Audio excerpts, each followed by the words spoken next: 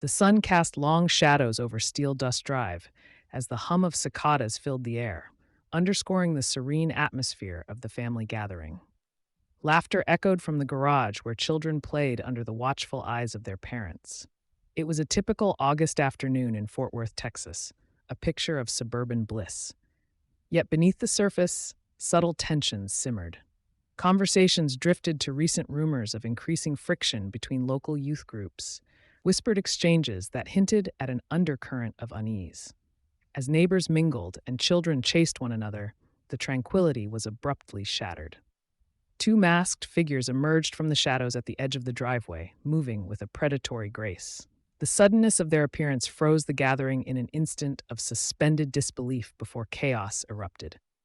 Gunfire exploded, a cacophony of violence that tore through the gentle hum of daily life. Panic ensued as people screamed and ducked for cover, the horror unfolding with nightmarish clarity. Shots rang out in rapid succession, each bullet seeming to carry a personal vendetta against the innocents it targeted. The attackers acted with deliberate intention, their movements cold and calculated as they aimed into the heart of family joy. In mere moments, the garage, a sanctum of life's simple pleasures, was transformed into a scene of unspeakable tragedy. 17-year-old Jamarrien Monroe and 5-year-old Rayshard Scott lay lifeless amid scattered toys and toppled chairs. Others lay injured, among them Monroe's young son, caught in a reality too harsh for his tender years. And as quickly as they had come, the attackers vanished into the labyrinthine streets of Fort Worth, leaving behind echoes of grief and disbelief. Within minutes, sirens pierced the air, heralding the arrival of law enforcement. Officers descended on Steel Dust Drive to confront a scene that defied comprehension. The survivors, dazed and trembling, struggled to articulate what had transpired amidst the chaos. Witnesses offered fragmented accounts, glimpses caught in peripheral vision, sounds heard through a fog of panic. Among these fractured narratives emerged a single note of clarity. One witness recalled seeing a distinctive emblem on the attacker's getaway vehicle. The officers seized upon this clue with urgency. It spoke not just to intent, but potentially to identity and affiliation, a thread they hoped might unravel the mystery. As investigators began canvassing the neighborhood for additional witnesses and potential footage from nearby security cameras, tension hung thick in the air. The clock was ticking against them. Every moment spent chasing leads was a moment lost in catching those responsible. Yet, amidst this frenetic activity lay an undeniable truth. Something more sinister lurked beneath this attack than random violence. The scene shifted dramatically as night fell over Steel Dust Drive. The street was now cordoned off by yellow police tape fluttering gently in the evening breeze, a stark contrast to its earlier tranquility. Officers continued their meticulous work under floodlights, piecing together evidence from chaos. But even as they worked diligently to piece together what little they had at their disposal, a distinctive emblem here, a terrified whisper there, a sense of foreboding settled over them all. As they reviewed footage from local businesses and homes, seeking any hint or shadow that might point towards understanding this atrocity, one question loomed larger than any other. Why was this family targeted? What motive could drive such calculated brutality? In that momentary lull between discovery and action, an unsettling realization crystallized among them. The attack might not just have been an isolated act, but part of something larger lurking in Fort Worth's shadows. And with this chilling thought echoing in their minds, it became clear the true horror had only just begun.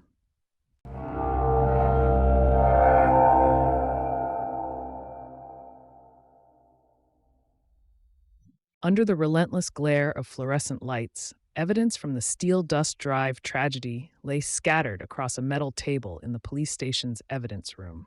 Officers hovered over the items like bees to a hive, each one hoping to extract the nectar of truth from chaos. The mood was tense. Conflicting witness statements had muddied the waters. One described a red car, another swore it was blue. Faces were masked, identities shrouded in uncertainty. Detective Harris, a seasoned officer known for his methodical approach, sifted through the physical debris, torn clothing, shell casings, anything that might offer clarity. As his eyes fell upon a small toy truck with smudges of dirt and fingerprints, he felt a flicker of hope. "Run this through the system," he instructed a nearby technician. Minutes later, the computer whirred and clicked before producing a match. J. Nixon Clark. The clarity of this revelation sliced through the fog of doubt like a beacon. Yet with discovery came new questions. Who was this young man? What drove him to such violence? The revelation compelled Harris and his team to delve into Nixon Clark's past and present affiliations. In the investigative offices, they pored over files and digital records, seeking threads might lead them to his accomplices. However, Nixon Clark's circle remained frustratingly silent. Friends who once posted every detail of their lives online vanished into digital shadows, leaving investigators scrambling for leads. Determined, they intercepted communications that hinted at another figure lurking in the background: Anthony Bell Johnson. This new lead invigorated the team, marking the start of planning for coordinated arrests. They knew time was of the essence. Every passing day risked losing Bell Johnson to the city's labyrinthine depths. As dawn broke over Fort Worth, officers moved with precision across separate locations. Nixon Clark was apprehended quietly, his arrest almost anticlimactic amidst the morning haze. Bell Johnson's capture was another matter entirely. When officers arrived at his residence, he met them with defiance. A tense standoff ensued as negotiations wore thin. The tension was palpable. Windows reflected anxious faces as time stretched taut like a wire ready to snap. Finally, Bell Johnson surrendered peacefully but left behind an unsettling impression. A man whose resistance spoke volumes about his inner turmoil. With both suspects in custody, searches commenced swiftly. Hidden within Bell Johnson's home were illicit weapons, firearms whose ballistics matched those used in the garage massacre. These discoveries solidified charges against Bell Johnson and Nixon Clark, but opened new avenues of inquiry into their psychological states. What mental forces drove their actions? Conversations about psychological evaluations buzzed through the station like electricity on an exposed wire. Yet, as officers prepared to delve deeper into their backgrounds, another layer of complexity unfolded. In the dim light of an interrogation room, Nixon Clark sat alone, his expression inscrutable as he awaited questioning. Suddenly, his demeanor shifted, eyes darting nervously around as if sensing an unseen presence. "You don't understand," he muttered under his breath repeatedly. The words sent a chill down Detective Harris's spine as he watched from behind the two-way mirror. What didn't they understand? Was there someone else involved? More secrets buried beneath layers yet untapped? The realization loomed large. This story was far from over. As Harris stepped into the room to begin his interrogation, an unsettling thought crystallized. The real danger might not be who they had caught, but who they hadn't even begun to see.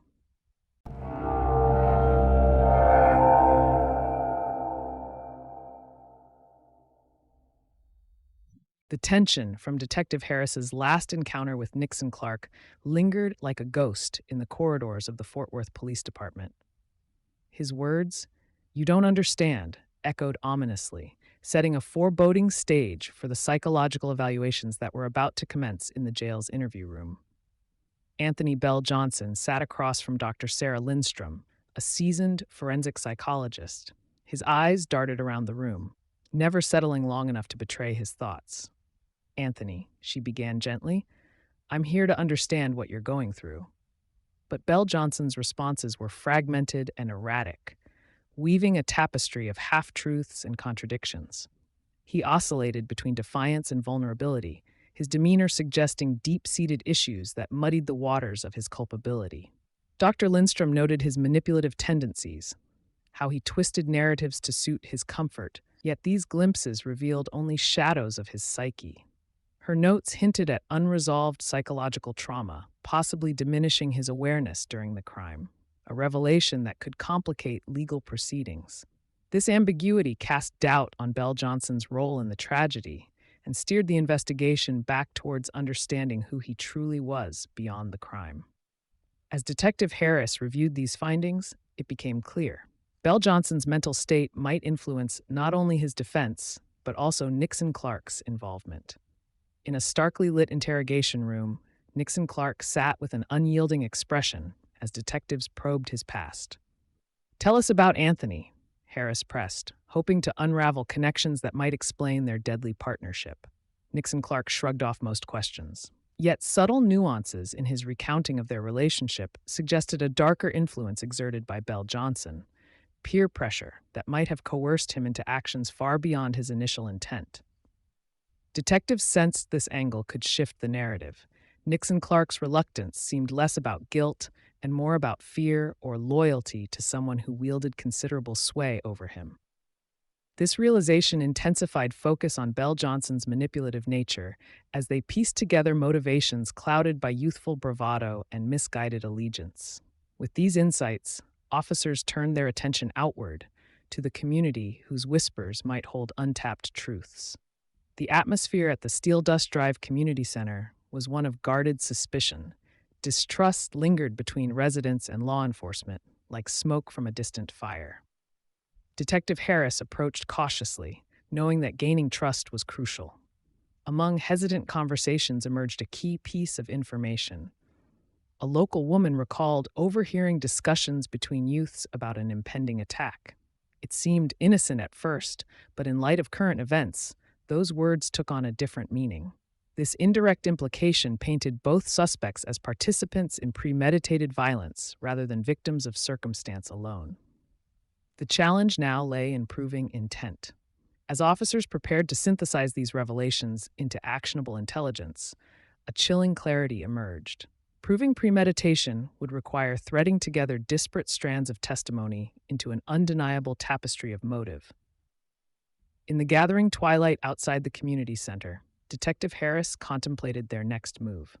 The pieces were there, disjointed yet connected by an unseen thread, and with every hour came both urgency and dread. The weight of this case pressed heavily upon him as he returned to headquarters.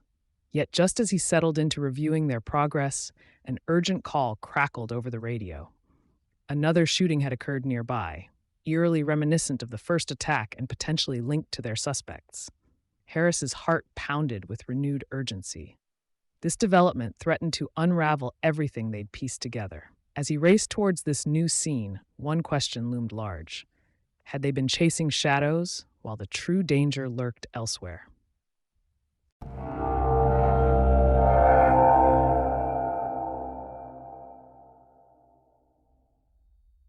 Detective Harris's mind raced as he sped towards the new crime scene, but the urgency was interrupted by a call for presence at a community vigil.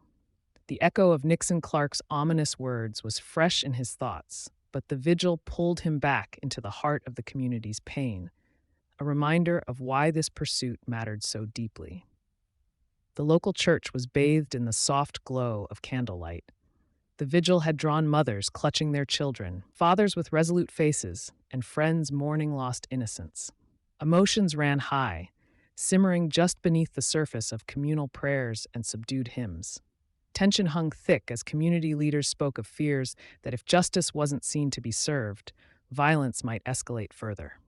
Detective Harris stood at the periphery, absorbing the collective grief and anger.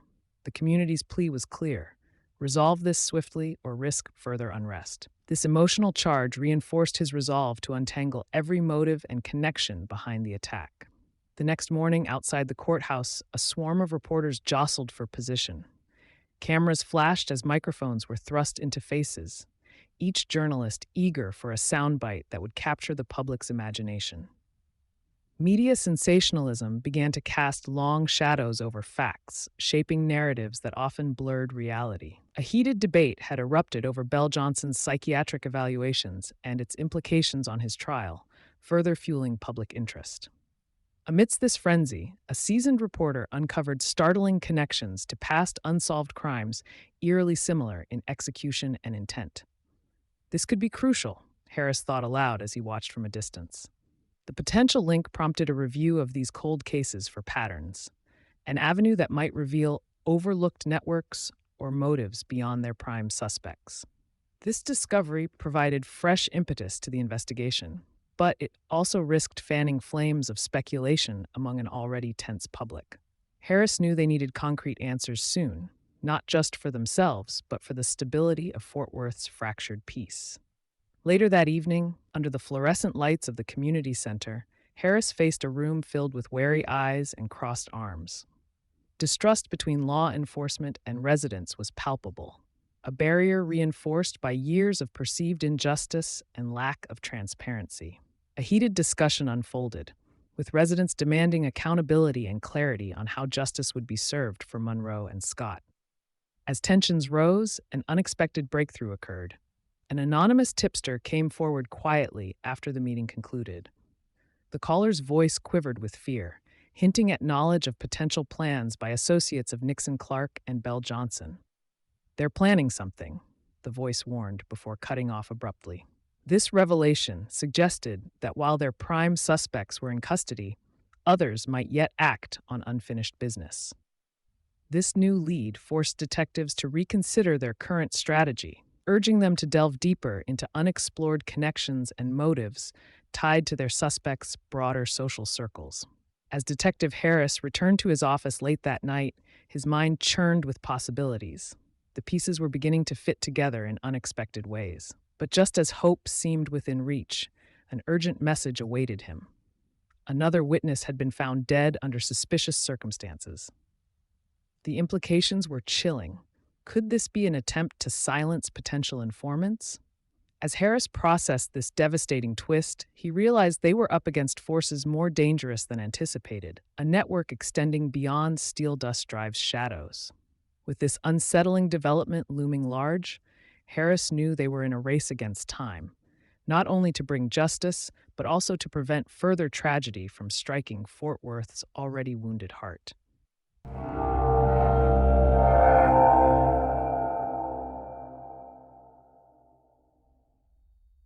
The courtroom buzzed with anticipation as Nixon Clark's trial commenced. The prosecution presented a compelling array of evidence: ballistic reports, eyewitness testimonies, and forensic analyses that painted a grim picture of the events on Steel Dust Drive. The defense, however, countered fiercely, arguing entrapment and asserting a lack of direct intent from Nixon Clark. They claimed that his involvement was coerced by external pressures, setting the stage for a tense deliberation. The atmosphere shifted dramatically when a surprise witness took the stand. A former acquaintance of Nixon Clark's testified about his hesitance leading up to the crime, revealing conversations where Nixon Clark expressed a desire to back out but feared retribution from Bell Johnson. This testimony cast doubt on Nixon Clark's culpability and introduced an element of coercion that left the jury visibly conflicted. As the trial wrapped for the day, whispers filled the courtroom, echoing into the streets where public anticipation ran high. The community stood divided. Some viewed Nixon Clark as a victim of circumstance, while others demanded accountability, regardless of his personal conflicts. Meanwhile, in the prosecutor's office, a strategy session unfolded regarding Bell Johnson's pending trial. The psychological evaluations were crucial, adding layers of complexity to an already intricate case. Reports indicated significant mental health issues that could exempt him from capital punishment. This revelation forced the prosecution to contemplate lesser charges or alternative sentencing options, adding yet another twist to the legal proceedings. As prosecutors debated their approach, the tension was palpable. Bell Johnson's mental state blurred lines of guilt and responsibility, complicating what seemed to be straightforward justice. On the courtroom steps, reactions to Nixon Clark's verdict were as varied as they were passionate. Some felt justice had been served, a life sentence without parole symbolizing closure for families affected by the tragedy. Yet others decried what they perceived as leniency, arguing that the defense had manipulated perceptions of Nixon Clark's role. Reporters captured these sentiments, broadcasting societal divisions over crime and mental health issues into homes across Fort Worth and beyond. The case had become more than local tragedy. It was now a national discourse on justice and accountability. As discussions continued, one thing became clear. This trial had opened wounds within the community that would take time to heal. Conversations about systemic issues in law enforcement and mental health treatment echoed throughout public forums and media channels. Back inside the courthouse, Detective Harris sat reviewing notes from earlier interviews, each line scribbled hastily in pursuit of truth. The recent developments surrounding Bell Johnson's mental evaluations weighed heavily on him. They not only impacted legal outcomes, but challenged his understanding of motive and morality. As he contemplated these revelations late into the night, a chilling thought took root. While justice seemed served in one respect, it also felt incomplete. The specter of unresolved questions loomed large. Was there more behind this attack than even Bell Johnson's state could explain?